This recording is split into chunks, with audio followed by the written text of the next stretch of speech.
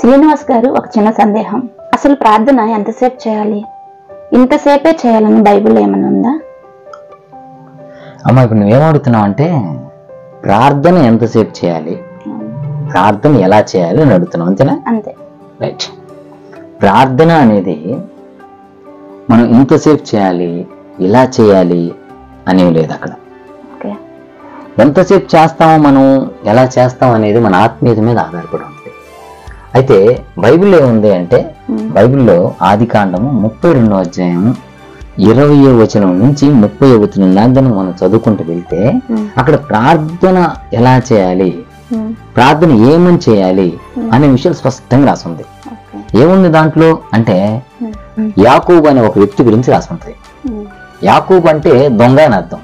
యాకోబు అనే ఒక వ్యక్తి అన్నని తండ్రిని మోసం చేసి బయటకు వచ్చేస్తాడు. ఇంట్లో నుంచి బయటకు వచ్చేసాడు అంటంకంటే కూడా పారిపోయి వెళ్ళిపోయాడు. ఎందుకు పారిపోయాడు అంటే, మరి మోసం చేశాడు కదా, మోసం చేసిన వ్యక్తి ధైర్యం నిలబడలేడు అక్కడ, కాబట్టి పారిపోయాడు. అయితే అన్ని పరిస్థితుల్లో కూడా అతనికి అపజయమే. ఎందుకు అపజయం ఉంది అతనికి అంటే, అతను తప్పు చేశాడు. తప్పు చేసిన వ్యక్తికి ఎక్కడైనా అపజయమే వచ్చింది. అలాగే యాకోబు కూడా తప్పు చేసి, అంటే ఏం తప్పు చేశాడు యాకోబు అంటాడేమో, యాకోబు అబద్ధం ఆడాడు, తండ్రి దగ్గర అబద్ధం ఆడాడు, అన్నని మోసం చేశాడు. ఈ రెండు జరిగినాయి అక్కడ. అయితే వెళ్ళాడు, బయటికి వెళ్ళాడు, చాలా జీవితాన్ని గడిపాడు, పెళ్లి చేసుకున్నాడు, పిల్లలు పుట్టారు, అన్ని అయిపోయినాయి. కానీ అతనికైతే మనశ్శాంతి లేదు. ఎవరో ఒకళ్ళు అతన్ని వెళ్ళిపోయిన దగ్గర నుంచి ఎవరో ఒకళ్ళు అతను మోసం చేస్తానే ఉన్నారు. భార్య మోసం చేసింది, మామయ్య మోసం చేశాడు, బామ్మరుదులు మోసం చేస్తున్నారు. అంటే ఇతను వెళ్ళిన దగ్గర నుంచి కూడా ప్రతి అడుగులో కూడా మోసమే వస్తుంది అతనికి. అప్పుడేం చేశాడంటే, ఇక లాభం లేదు, ఇక దేవుడి దగ్గరికి వెళ్ళి ప్రార్థన చేయాలి మనం అని చెప్పి దేవుడి దగ్గరికి వచ్చాడు. ఇన్ని పరిస్థితుల మధ్య యాకోబు ఉన్నప్పుడు ఏం చేశాడంటే, ప్రార్థన చేద్దామని చెప్పి అక్కడ మోకరించగానే ఆయన దేవుడు వచ్చేసాడు. మనం ఒక్కడు గుర్తుపెట్టుకోవాలి, మనం గదిలో ఉండొచ్చు, లేకపోతే బడిలో ఉండొచ్చు, లేకపోతే గుడిలో ఉండొచ్చు. మనం ప్రార్థన ఎప్పుడైతే చేద్దాం అనుకుంటామో అప్పుడు దేవుడు మన దగ్గరకు వచ్చేస్తాడు.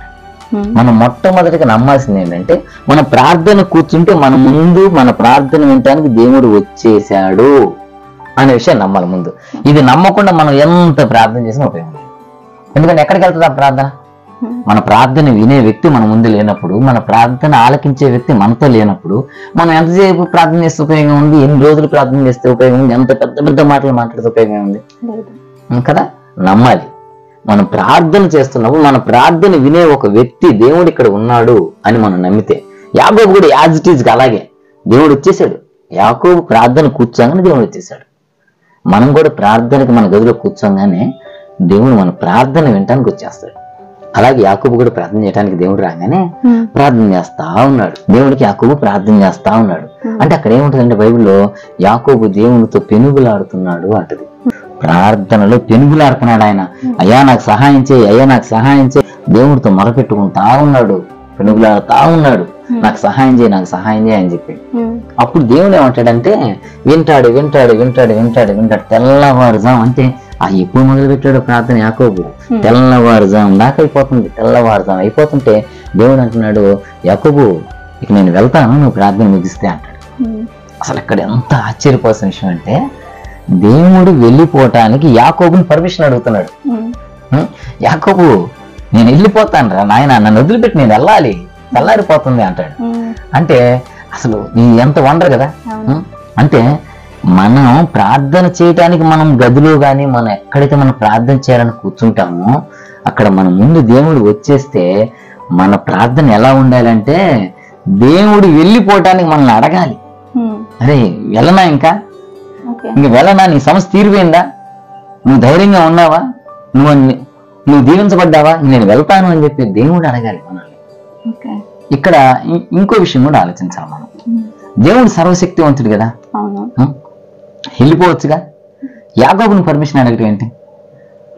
అవును కదా, మరి తప్పని మానేమైపోవచ్చు అక్కడి నుంచి దేవుడు. కానీ మానేమైపోలా. దేవుడు యాకోబుని పర్మిషన్ అడుగుతున్నాడు. ఎందుకు అడుగుతున్నాడు దేవుడు అంటే, అసలు దేవుడు మన ప్రార్థన చేయగానే, ప్రార్థన కూర్చోగానే మన దగ్గరికి ఎందుకు వచ్చాడు తెలుసా? మనల్ని దీవించాలని, మనల్ని ఆశీర్వదించాలని, మన సమస్యలన్నీ తీసేయాలని. వీడు అడిగితే బాగుండు, వీడికి ఇవ్వాలి, వీడు ఒప్పుకుంటే బాగుండు, వీడిని క్షమించాలి, వీడిని ఆశీర్వదించాలి, దీవించాలని దేవుడు గొప్ప మనసుతో మన దగ్గరికి మన ప్రార్థన అనంగానే ఆయన వచ్చేస్తే ప్రార్థన వినటానికి మనమేమో ఏదేదో మాట్లాడుతూ ఉంటాం. అయ్యా అదిట్ట ఇదిట్ట ఇదిట్ట ఇదిట్ట అసలు అన్నీ తెలుసు ఆయనకి. అదొక్కటి మన జ్ఞానానికి అందాలి. మన ప్రార్థన కూర్చొని మనం మాట్లాడుతున్న ప్రతి మాట కూడా దేవుడికి తెలుసు.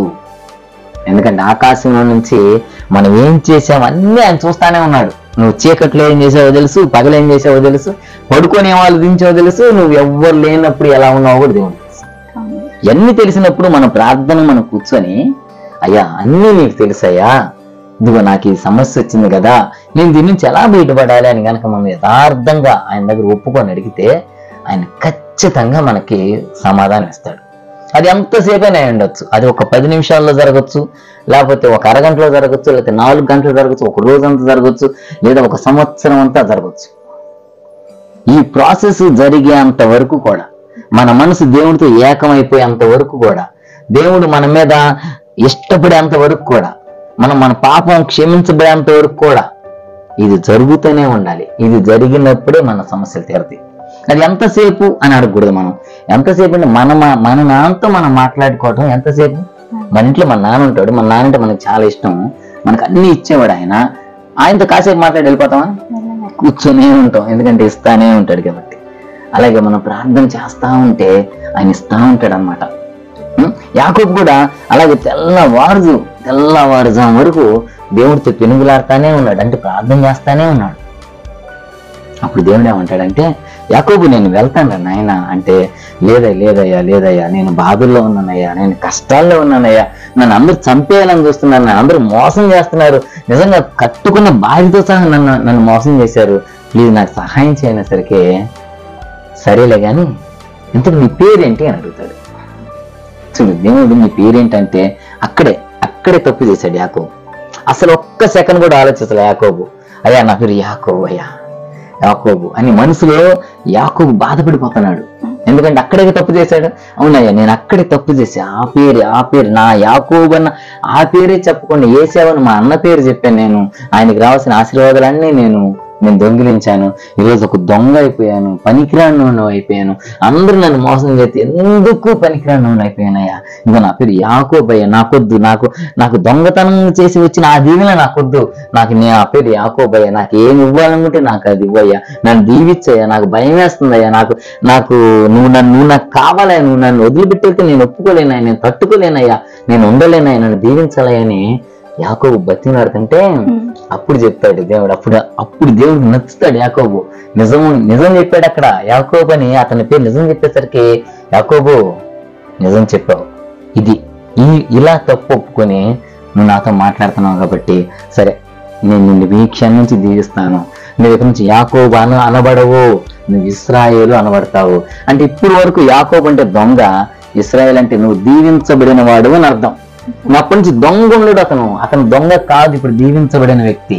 మనం కూడా మన ప్రార్థనలో మన గదిలో కూర్చొని మన ప్రార్థన చేయటం మొదలు పెడితే మనం ఒక దీవించబడిన వ్యక్తిగా అక్కడి నుంచి లెగవాలి. మన ఒక దొంగలాగు మన పాపాల మనలోనే ఉంచుకొని, మన శాపాల మనలోనే ఉంచుకొని, మన ఆబద్ధాల మనలోనే ఉంచుకొని మనం మనకి లెగిస్తే ఎందుకు ఉపయోగం ఉండదు. మన ప్రార్థన కనీసం మన స్లాబ్ కూడా దాటదు. ప్రార్థన కూర్చోగానే దేవుడు మనతో ఉన్నాడు అని నమ్మాలి, ఆయన మన ప్రార్థన వింటున్నాడు అని నమ్మాలి, మనల్ని ఆశీర్వదించడానికి వచ్చాడు అని నమ్మాలి. అప్పుడు అద్భుతం జరిగిద్ది. అది ఎంతసేపు అయినా ఉండొచ్చు. ప్రార్థన ఎంతసేపు చేయటం ఏంటి, ఎంతసేపు అయినా చేయాలి. అసలు ప్రార్థన కూర్చునేదే ఆయన దగ్గర మనం సమాధాన పడాలి అని కూర్చోవాలి. లేకపోతే తెల్లారింది కదా ప్రార్థన చేసుకుందాం, సాయంత్రం అయింది కదా ప్రార్థన చేసుకుందాం అని కూర్చుంటే అటువంటి ప్రార్థన ఉపయోగం లేదబ్బా. నువ్వు ఒప్పుకొని విడిచిపెట్టి ఆయన కృప పొందుకోవటానికి ఆయనతో ఐక్యమయ్యేంత ప్రార్థన కనుక నువ్వు ఎంతసేపు అయినా సరే, అది 10 నిమిషాలైనా 10 గంటలైనా చేయగలిగితే అద్భుతాలు మన ఇంటి ముందే ఉంటాయి, మన ముందే నడుస్తాయి. అర్థమైందా? ఇప్పుడు ప్రార్థన ఎంతసేపు చేయాలంటే అర్థమైందా? ఎంతసేపు అయినా చేయొచ్చు. ఆయన మన నాన్న, ఆయన మన తండ్రి, ఆయనతో ఎంతసేపు అయినా ఎంతసేపు మాట్లాడినా మనకు ఆశీర్వాదమే.